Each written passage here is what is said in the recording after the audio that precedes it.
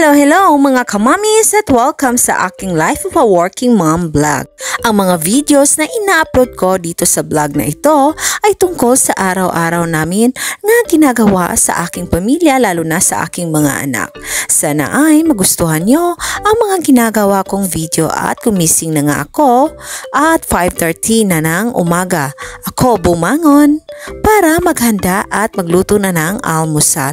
At ito na nga, naghugas na ako ng aking mga kamay para magluto na ng kanin at hinanda ko na nga ang lulutuan ko ng kanin para mahugasan ko na nga ito. Nilagyan ko na ng bigas mga mamis at ito na nga, hinugasan ko na ng tubig ang bigas para ilagay sa rice cooker para makaluto na ako ng kanin para sa aming almusal ng mga bata. Duty ngayon ng aking asawa kaya busy nga ako ngayon sa paghahanda ng almusal at paghahanda sa aking mga anak pag gumising na sila. Kinuha ko rin ang isda na nilagay ko sa aming ref at nilagyan ng tubig para matunaw ang yelo na nakabalot dito. At lulutuin ko ito para sa paksiw na isda at aming ulam.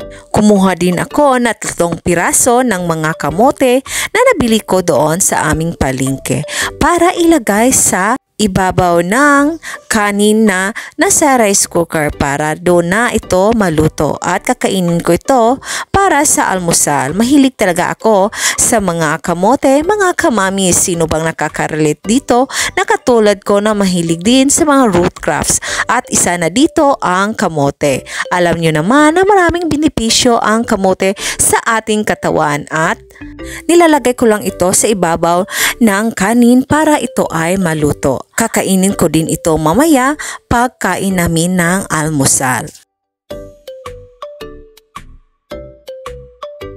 Pagkatapos kong magbalat sa 3 piraso ng kamote at nailagay ko na sa ibabaw ng kanin para masabay ng maluto, ay uminom na rin ako ng warm water, 2 basong warm water bago ako mag-ayos sa aming bintana. Alam nyo na mga kamamis na nakasanayan ko ng uminom ng 2 basong warm water pagkagising ng umaga. At ito na nga, hinanda ko na ang aming bintana para buksan ito lahat para makapasok ang preskong hangin at sinag ng araw. Pagkatapos sa unang bintana ay sinunod ko na din ang pangalawang bintana namin para makapasok din dito ang hangin at sinag ng araw. Pagkatapos kong nabuksan na ang mga bintana ay sumunod ko na din ginawa ang pagwawalis sa aming sahig para mawala na din ang mga alikabok dito. At hindi ko din kinalimutan maglagay ng tela sa aking ilong para sa protection na sa mga alikabok at para hindi na rin ako sumpungin ng aking allergic rhinitis. Pagkatapos ko magwalis sa sala ay lumabas na din ako sa aming bahay para magwalis dito. Dahil marami namang mga balahibo ng aming aso ang mga napundo dito sa aming labas ng bahay kaya kailangang linisin ito araw-araw dahil dito sila tumatambay lalo na't gabi at nagbabantay sa amin kapag kami ay tulog. Yes mga kamami, sila nga ang aming gwardya dito sa aming munting bahay. Alam ko namang maraming mga mamis ang katulad ko din na nag-aalaga ng mga aso sa kanilang bahay at sila ang nagbabantay pag walang tao sa mga bahay. Pagkatapos ko nang magwalis sa labas ay inihanda ko na ang nabili kong itlog kahapon para mamaya pagkatapos kong maligo ay handa na itong lutuin. At ito na nga at binuksan ko na nga ang itlog at para makaluto na ako mamaya diretso-diretso na mga mamis. Ito nga ang ulam namin ngayong umaga. Sino ding mga mamis dyan na katulad ko na mahilig din sa itlog? Nilagyan ko din siya ng asin at bitsin para pampalasa sa aming itlog na kakainin mamaya. At ito na nga, hinahalo ko na nga itong asin, bitsin at itlog. At isusunod ko na rin lagyan ng tinapa o Youngstown sardines. Yes mga mamis, mahilig din akong maglagay ng sardinas sa itlog. Sino bang mga mamis na makaka-relate dyan. Marami nga tayo mga mamis. Masarap din kainin ang itlog lalo't na't may sardinas. Ito nga minsan ang aming inuulam. At kumakain din ang aking mga anak dito. Pagkatapos kong ihanda ang itlog na may sardinas ay inihanda ko na rin ang isda para sa ulam namin. Gagawin ko din itong paksiw. Pagkatapos ko nang maihanda ang mga ulam na lulutuin ko, mga mamis, pumasok na ako sa aking kwarto at naghanda na para ako ay maligo. Pagkatapos ko ding naligo ay sumunod na rin ang aking anak na si Renz at tapos na nga siyang naligo at nilagyan ko na rin siya ng lotion sa kanyang katawan at nagising na rin si Rai Rai na pumunta dito sa sala at siya na rin ang isusunod ko para maligo na din at makakain na rin sila ng agahan. At ito na nga mga mamis, na tapos na ako makapagluto sa aming itlog at hindi ko na lang pinaksiw ang isda namin na sinabay ko na lang sa pagluto ko ng itlog at pritong isda na lang ang ginawa ko. At ito na nga, kumakain na kami ng agahan ni Renz. Si Rai Rai kasi hinintay ko na lang matapos maligo para pakainin ko na rin siya. Pasensya na kayo mga mamis sa mga nakikita niyong video kapag kumakain ako. Mahilig talaga akong magkamay mga mamis kapag andito ako kumakain sa aming bahay. Masarap kasing kumain kapag nagkakamay at ganadong-ganado ang aking ganang kumain. Marami din sigurong mga mamis ang nakaka-relate sa akin sa aking ginagawa kapag kumakain ay nagkakamay. Pagkatapos ko ngang kumain mga mamis ay nihanda ko na ang gatas ni Renz pati na rin ang kanyang vitamins. Sinunod ko na ding ihanda mga mamis ang gatas ni Rai Rai. Pagkatapos niyang kumain ay papainumin ko na din siya ng kanyang gatas. Ito nga mga mamis at pumunta ako sa labas ng aming bahay at nagpunta ako sa tanim namin na bayabas at nakita ko nga na may bungang bayabas na hinog na at kinuha ko nga ito. Ito nga ang sinasabi kong tanim naming bayabas at kukunin ko na nga ang bunga nito. Akala ko nga ay isa lang ang hinog na bunga. Ito ay 4 pala ang nakita ko kaya kinuha ko na lang at baka kainin pa ng mga ibon. Dinumog na nga ito ng mga langgam mga mamis. Langgam na mga itim at tinignan ko nga ang sanga nito at marami ngang mga langgam na itim ang naglalakad dito. Pagkatapos ko naman kumuha ng mga bayabas, mga mamis, ay umakyat na ako dito sa aming loob ng bahay. At ito nga si Raizel ay hindi nga inihanda ko na rin ang inumin kong Milo na may halong ginger tea. Para pagkatapos ko itong ihanda ay iinumin ko. Pagkatapos ko namang inumin ang aking inumin mga mamis ay kinain ko ang kinuha kong mga bayabas at matamis nga siya mga mamis sa aking panlasa. At tinaramdam ko talaga ang lasa ng balat ng bayabas. Sino bang mga mamis dito ang mahilig din kumain ng bayabas na tulad ko?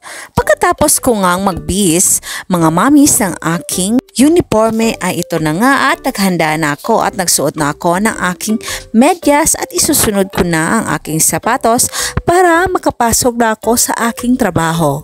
Habang nagsusuot ako ng aking medyas ay kinakausap ko naman ang aking anak na si Rai Rai.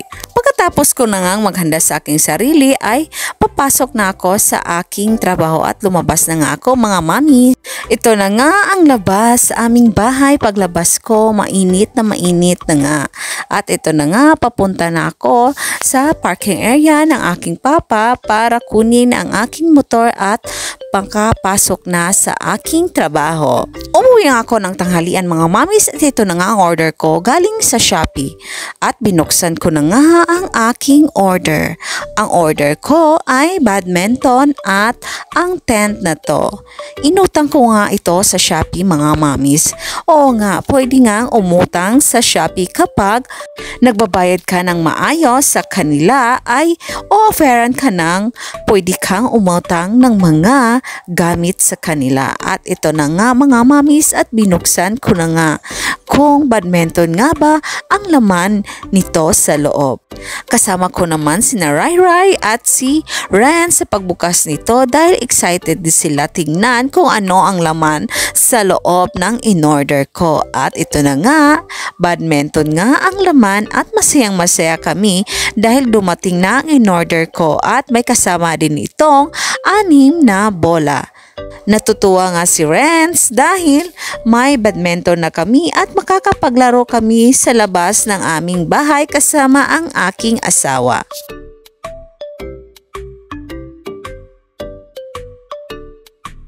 Sinunod ko ding buksan mga mommies ang box na ito kung net ba ang laman nito. Habang si Raira naman ay nakaupo sa isang sofa at naghihintay din tingnan kung ano ang laman sa box na ito.